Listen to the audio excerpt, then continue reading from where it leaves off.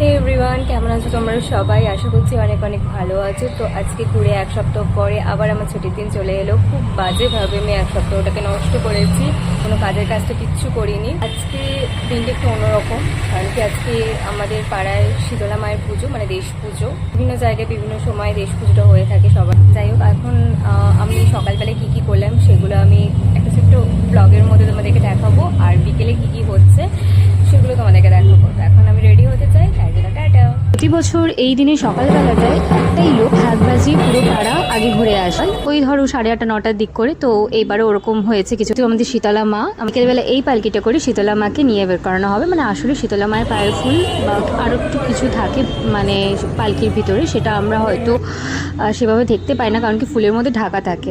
সেই বিকেলবেলার দৃশ্যগুলো অবশ্যই তোমাদের সাথে আমি খুব ভালোভাবে শেয়ার করব, যদি সম্ভব হয়। তো আশা করছি আমার সুন্দর কিছু মুহূর্তগুলো তোমাদের সাথে শেয়ার করে আমারও যেমনি ভালো লাগে, তো তোমাদেরও দেখতে ভালো লাগে।